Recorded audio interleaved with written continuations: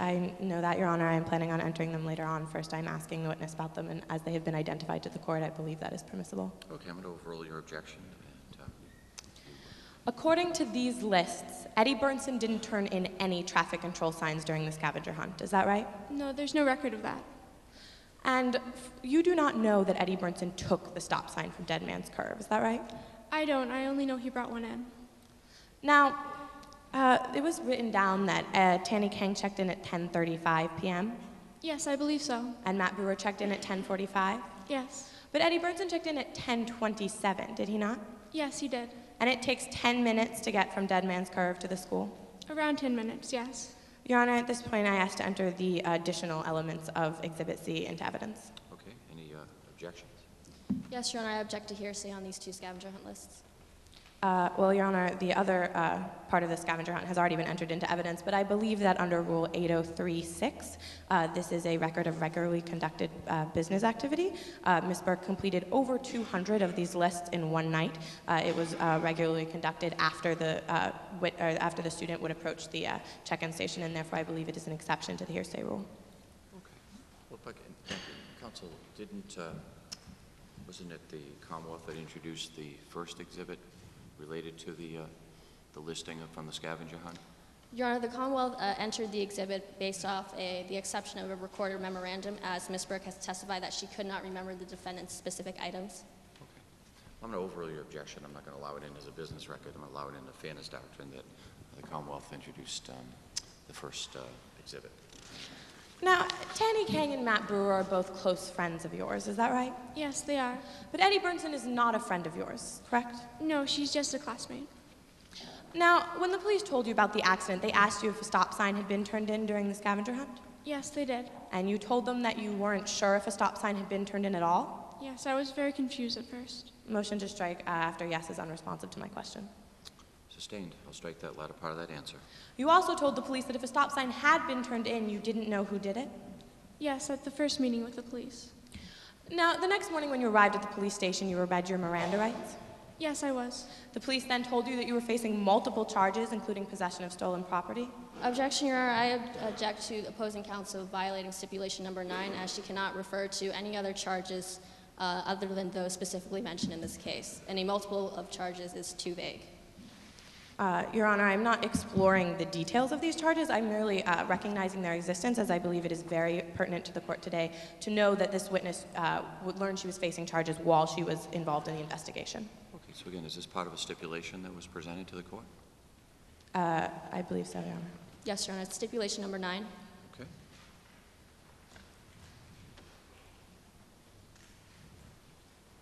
Okay, do you want to take a moment, counsel, and take a look at Ms. Burke's affidavit, see if that helps at all? I've looked at the stipulation. That doesn't help me to deal with that issue.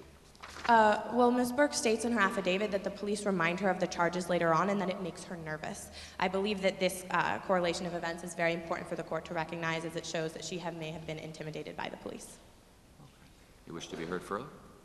Your Honor, I'm merely objecting to opposing counsel commenting that it was an array of charges or multiple charges, which is too vague and not pertinent to this case. Okay. Yeah, no, I'm going to overrule the objection under the circumstances. You may ask the question and you shall answer the question. The police told you that you were facing multiple charges, including possession of stolen property? Well, they said I could be charged, but that I wasn't actually going to be. So that's a yes? At first, yes. Now, the police then told you that they were pretty sure who took the stop sign, is that right? Yes, they did. They told you they had a mountain of evidence in their investigation? Objection, Your Honor, to hearsay. Your Honor, this is not offered for the truth of the matter asserted. It merely goes to the notice of the witness and how it may have impacted her participation in the investigation. Okay. Wish to be heard? No, Your Honor. Okay. I'm going to overrule the objection for that basis. The police told you that they had a mountain of evidence in their investigation? Yes, they explained the case to me. Then they asked you if Eddie Burnson had turned in a stop sign? Yes, they did. They never asked you if Tanny Kang or Matt Brewer had turned in stop signs, did they? Well, they asked me about all 3 people and their investigation. You wrote an affidavit for this case, is that right? Yes, I did. And nowhere in their affidavit did you contain the statements that you were asked whether or not Tanny Kang or Matt Burnson had turned in signs, is that right? Brewer, excuse me. No, they asked me about those 3 people when they were asking me if anyone had brought in a stop sign, but they never said specifically, did Tanny Kang bring in a stop sign or anything like that. 1 minute, Judge. Now, when you didn't answer their question about Eddie Burnson, they told you to think a little harder. Yes, they wanted to get my testimony. They reminded you of the charge you were facing of possession of stolen property. Yes, although they said I wasn't going to be charged for it. At the time, they reminded you of the charge, and you stated in your affidavit that this made you nervous. Yes or no? Yes. The police then told you that they had a witness who had seen Eddie Burnson steal the stop sign, Yes, they were explaining the case to me. and they asked you if you were going to cooperate or not. Yes, they did. And it was at this point that you decided to put two and two together for the police and tell them that Eddie Burnson had turned in a stop sign. Yes, I told them the truth. You didn't tell them this until after you knew the police had a case against Eddie Burnson. Yes or no? Yes. Thank you, Your Honor. No further questions.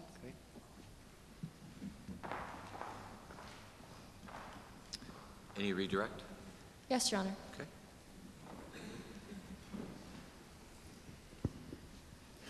Ms. Burke, how do you know that it was the defendant who turned in a stop sign? I know that it was the defendant because he was the only one to turn in a stop sign and I verified his items, so I remembered that specifically. And how do you know it wasn't Mr. Brewer who turned in a stop sign? Well, I know that Mr. Brewer brought in 3 traffic control signs that weren't stop signs, but he also brought in a brown sign, and he only brought in 4 signs. That was all 4 signs. And how do you know it wasn't Mr. Kang who turned in a stop sign? Well, I verified his items as well, and he did not bring in a stop sign. No further questions, Your Honor. Okay. Is there any recross as a result of redirect? Yes, Your Honor. Okay. Ms. Burke, you never saw Eddie Burnson with the stop sign, is that right? No, I never saw him personally. And you don't know that he took the stop sign from Dead Man's Curve, do you? I don't know where he took the stop sign from. Thank you, Your Honor. No further questions.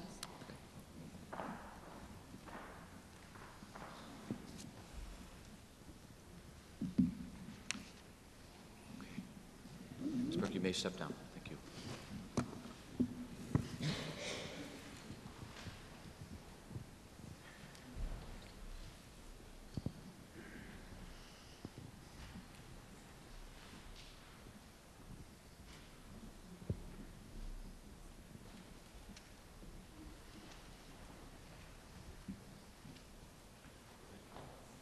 Ready, Judge? Okay. All right, the Commonwealth may call its third witness. The Commonwealth calls Sergeant Don Beasley to the stand. Well, good morning, Sergeant. Yeah, would you state your name for the record, please? Don Beasley. Here, would you raise your right hand? You swear to tell the truth and the whole truth, and nothing but the truth in this matter? Yes, I do. Okay, you may be seated.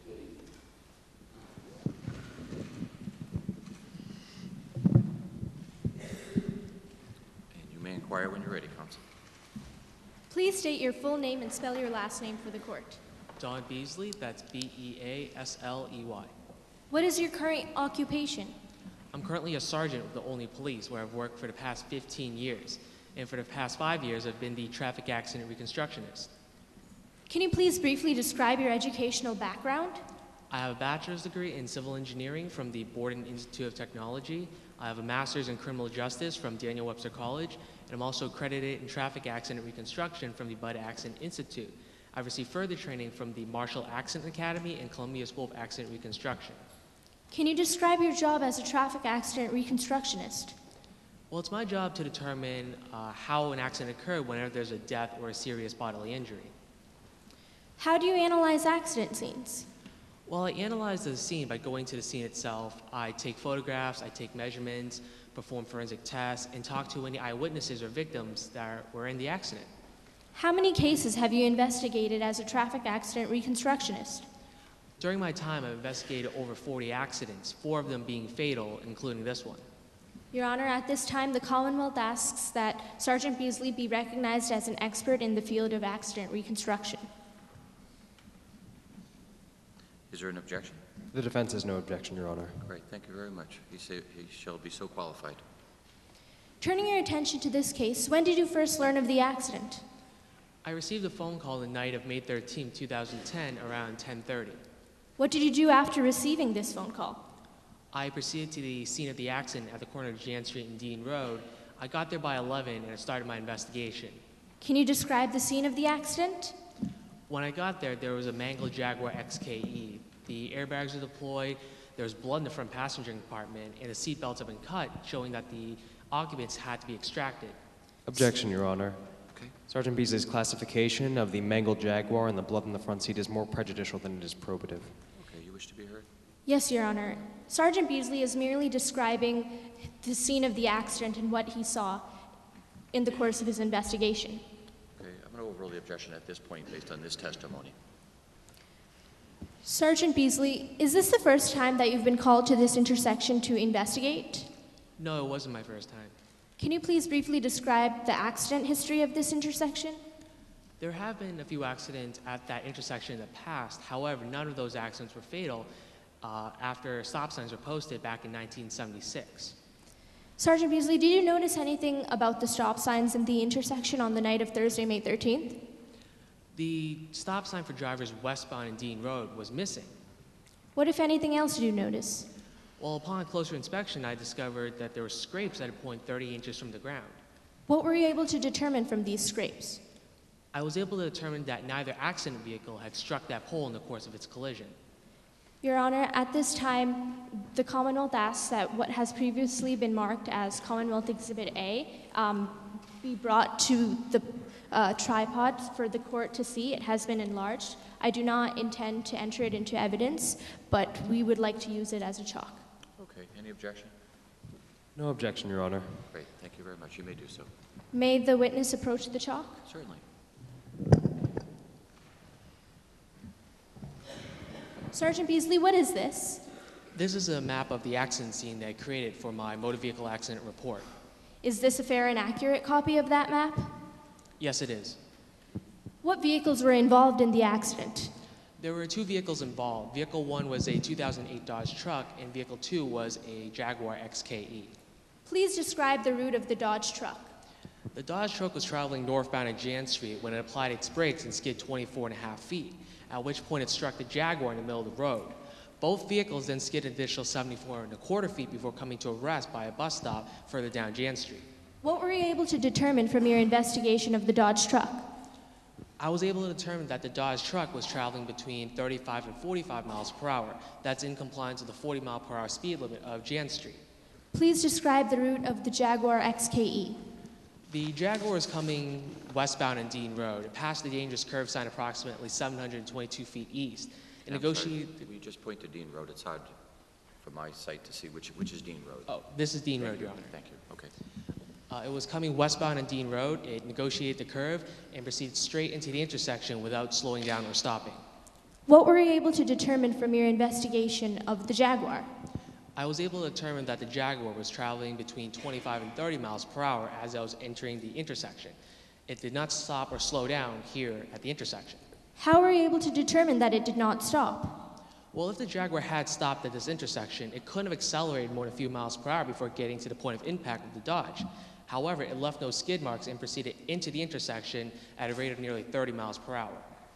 Thank you, Sergeant Beasley. Please take a seat. Sergeant Beasley, what was the next step in your investigation? The next step was to take a closer look at the stop sign pole that was missing the stop sign. What were you able to determine from your inspection of the stop sign post? I was able to determine that the bolts holding up that stop sign were knocked off by a tool such as a chisel. What, if Objection, any, Your Honor. Sergeant Beasley's classification of a tool such as a chisel is speculation. Sure, you wish to be heard? Yes, Your Honor. As an expert in the field of traffic accident reconstruction, Sergeant Beasley would analyze the different objects in the scene of the accident, and from his investigation, he would be able to determine what would cause specific things to happen. Okay, Your well, Honor, may I be heard? No, you don't have to. Thank you. I'm going to sustain the objection without some further foundation from this witness. I'm not sure if that's within his parameters as an expert in accident reconstruction. If it is, then I'll reconsider. Sergeant Beasley, what, if anything else, did you notice about the stop sign post? Well, there were also scrapes at a point 30 inches from the ground. What were you able to determine from these scrapes? Well, those scrapes matched the tailgate height of either a 1992 Dodge Ram pickup truck or several models of the Ford F-150. How were you able to determine that these scrapes came from the specific vehicles at hand? Again, the tailgate heights matched the tailgate heights matched the scrape height at the pole at the intersection. After investigating these scrapes, what was the next step in your investigation? Well, I learned from other officers that night that the seniors at the local high school were conducting some sort of a prank. So I decided to run a check on all these pickup trucks owned by the students, and I got 3 matches. After finding these 3 matches, what did you do? I called Mr. Doherty the next morning. He was an eyewitness to the accident, and we talked about what the license plate was. Sergeant Beasley, after your conversation with Mr. Doherty, what did you do? As a result of that conversation, I impounded the defendant's pickup truck to closer analyze. When you impounded the defendant's vehicle, what did you find? Upon inspection of the defendant's pickup truck, I discovered a dent in the tailgate. What were you able to determine from this dent? Well, the dent was the same height as a scrape on the stop sign pole that was missing at the intersection. What, if anything else, did you find when you impounded the defendant's vehicle?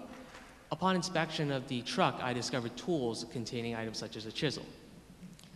Sergeant Beasley, did you form an opinion in this case regarding the accident?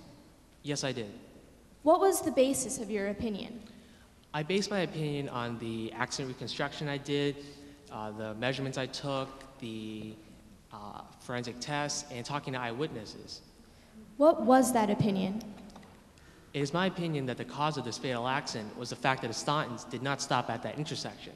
If they had stopped, this whole accident could have been avoided. No further questions, Your Honor.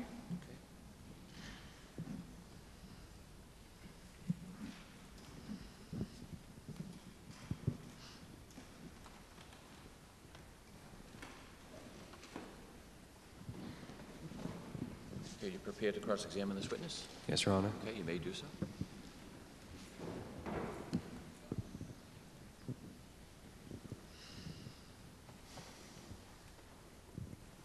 Good morning, Sergeant Beasley.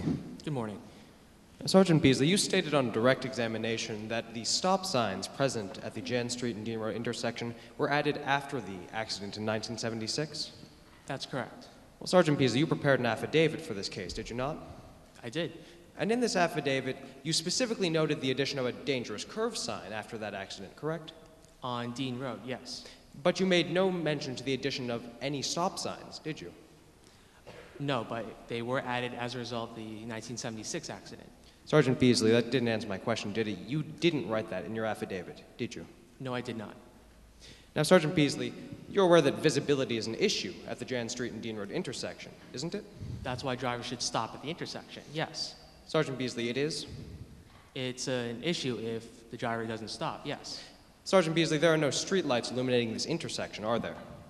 Correct. And this makes the faded stop line on Dean Road difficult to see? But it's still visible. Sergeant Beasley, does it or does it not make the stop line difficult to see? It's still visible, so it's not hard to see. So that's a yes, Sergeant Beasley? The lack of the lighting in the area makes the faded stop line difficult to see? Yes or no? Yes. And Sergeant Beasley, there's a large retaining wall which obstructs drivers' views? The wall of Summergrad Cemetery, yes. And Sergeant Beasley, you once made the recommendation to the town of Olney that this wall be removed to improve driver visibility? Objection hearsay, Your Honor. What do you say, Coach? Your Honor, I'm merely inquiring as to Sergeant Beasley's prior opinion, not specifically the statement that was made, but his opinion. Okay, well, I'm going to sustain the objection, as it sounded like you were asking him if he made a certain statement on another day, so I'm going to sustain the objection. So you can rephrase the question. Sergeant Beasley, it was previously your opinion that the wall on the both Jan Street and Dean Road obscured drivers' visions at this intersection, was it not? For drivers on Dean Road, yes.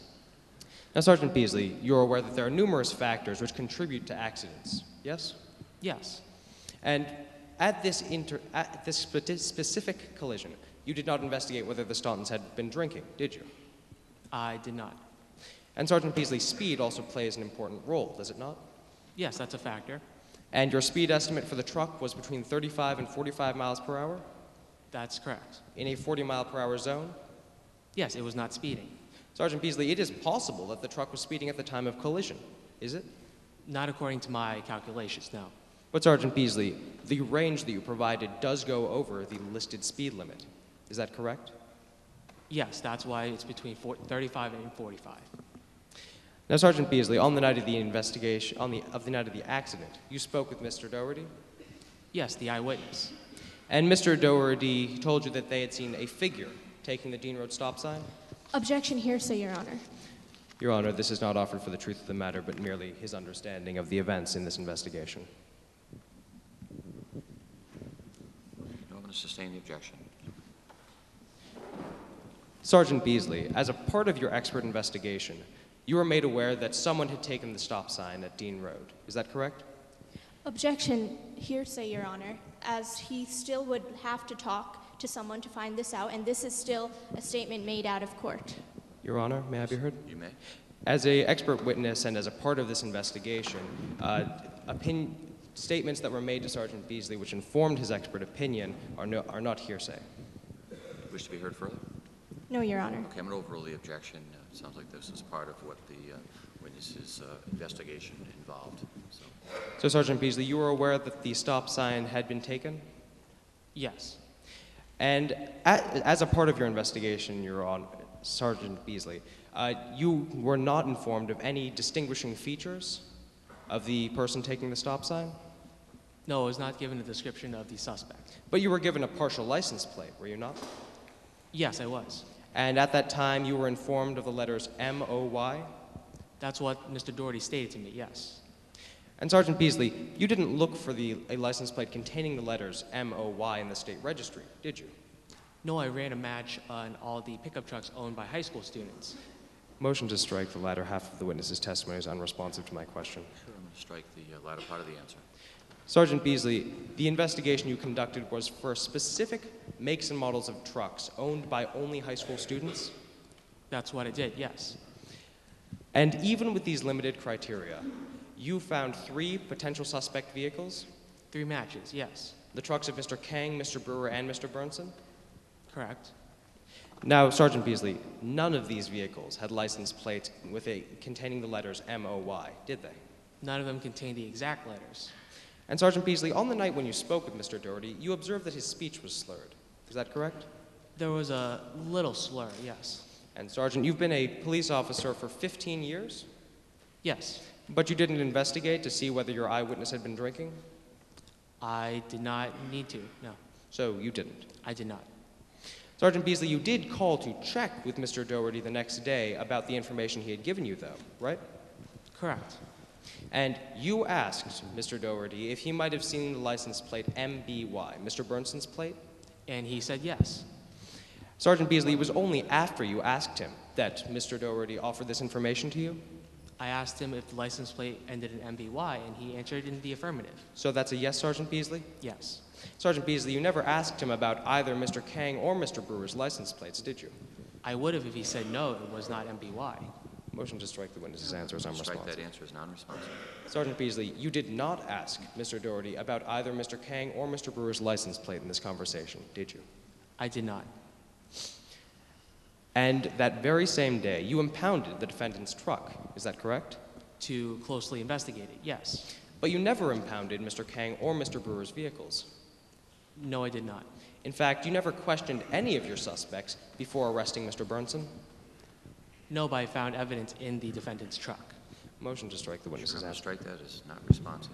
So, Sergeant Beasley, you did not question any of your suspects before arresting Mr. Burnson? Objection, Your Honor. I would like to make you aware that the opposing counsel has gone over time. Okay, well, thank you very much. We're keeping an eye on that. Thank you very much. You may proceed. Sergeant Beasley, you never questioned any of your suspects before arresting Mr. Burnson? No, I did not question any suspects. No further questions, Your Honor. Great, thank you very much. Is there any redirect of this witness? Yes, Your Honor. Okay.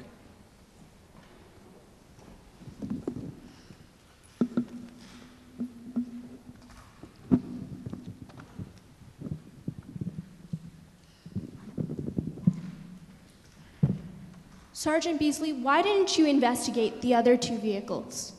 I would have investigated the other 2 vehicles if Mr. Doherty told me the license plate was either NOK or MCV, the other suspect's license plates. Thank you, Sergeant Beasley. No further questions, Your Honor. Okay. Any recross as a result of redirect?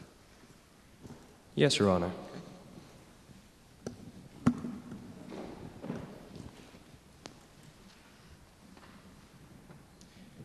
Sergeant Beasley, Mr. Doherty's MBY that he relayed to you is what prompted your investigation into the defendant's vehicle. Is that correct? That is correct. And he only gave this to you after you asked him specifically about MBY, correct? Yes. And you never asked him about NOK or MCV, did you? No, I did not. No further questions, Your Honor. Thank you very much. Okay, Sergeant, you may step down. Thank you very much. Yes, sir.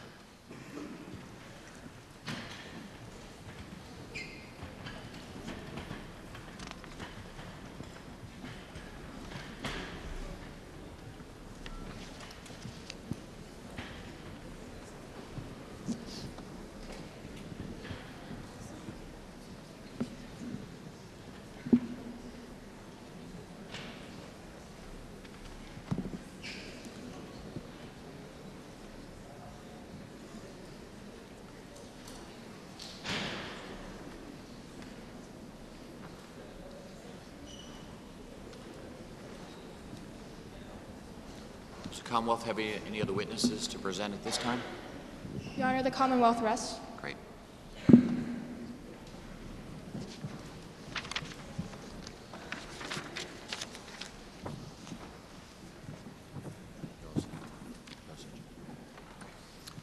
Okay. Is the defense prepared to call any witnesses in this matter? The defense calls Mr. Eddie Burnson.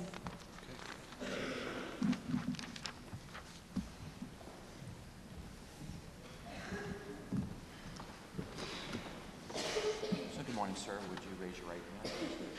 The whole truth and nothing but the truth in this matter? I do. You may be seated. You may inquire when you're ready. Please state your name and age for the record of the court.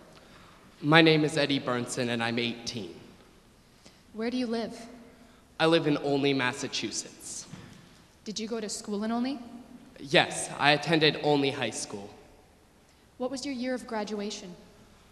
Well, I was supposed to graduate in 2010, but due to the investigation of this accident, my graduation was postponed. On the night of the accident, May 13th, 2010, what were you doing? That night, I participated in my school's senior prank. It was a scavenger hunt. What was your attitude towards participating? Well, overall, I Objection, thought Your the Honor. prank was... Relevance. Sure. I'm sorry? Relevance. Yeah, what's the relevance of what his attitude was? Your Honor, this provides a state of mind for the witness. It goes to show that he wasn't paying attention to point value. Okay, well, I'm going to overrule the objection. I'll give you a little bit of leeway there. So you may ask the question. You may answer the question. May I hear the question again? What was your attitude towards participating? Overall, I thought the prank was pretty lame, but I was going to try and make the best of it. How did you know what items to collect? Around 5 p.m. on the night of the scavenger hunt, everybody participating was messaged out a list of what items to collect. After seeing this list, what did you decide to collect? Well, I didn't want to go out of my way to collect anything. I saw that any street sign category is something I could collect and to easily return the next day. Where did you begin your participation? Around 7:30, I left my house and drove a few blocks to Terminus Way. Is that the only place you went? No. I stopped a couple more places until I was on Centennial Drive on my way to Olivia's Deli. It was about 9:45 then. Why were you going to Olivia's Deli? I remembered a sign there that said Cold Turkey Place. I thought that would be a funny sign to collect. Can anyone verify that you were at Olivia's Deli?